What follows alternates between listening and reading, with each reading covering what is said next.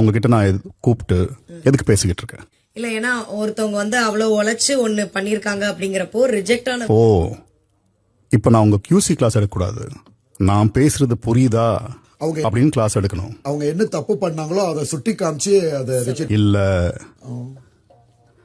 தப்புன்னா அது கிடையாது.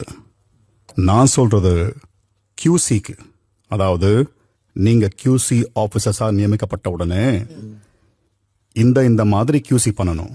திவாகர் மனப்படமா வச்சிருக்காரு, சொல்லுங்க திவாகர். சார் ஃபர்ஸ்ட் வந்து குவாலிட்டி, ஃபர்ஸ்ட் வந்து பாத்தீங்கன்னா கலர், ஸ்மெல், ஹைஜீனிக், பேக்கேஜ், அதுக்கப்புறம் டேஸ்ட். கரெக்ட். இதை தாண்டி நிறைய இருக்குன்னு சொல்றேன்.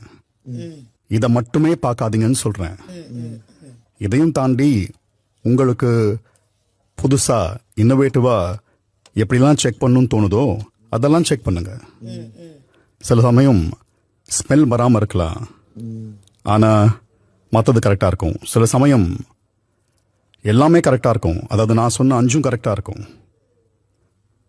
வேற பல விஷயங்களை கண்டுபிடிக்கலாம்.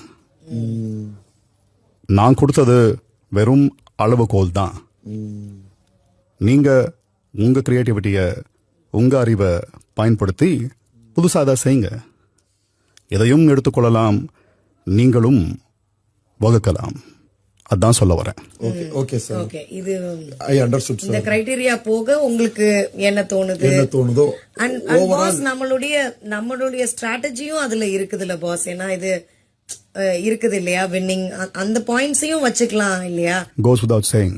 எஸ், ஏன்னா அதத்தான் நான் இன்னைக்கு காலையில டிஸ்கஸ் பண்ணேன். ஆனா லைக் இவர் வந்து ரொம்ப உண்மை உழைப்பு அங்கீகாரம் அப்படின்னு இருந்தாரு. பட் ஐ வாஸ் லைக் இல்லனே இப்படிலாம் கூட பண்ணலாம் அப்படிங்கிறப்போ, பட் நாங்க இப்ப சேர்ந்து நீங்க சொன்ன விஷயங்கள், ஸ்ட்ராட்டஜிஸ் எல்லாத்தையுமே கலந்து நாங்க பண்றோம் பாஸ்.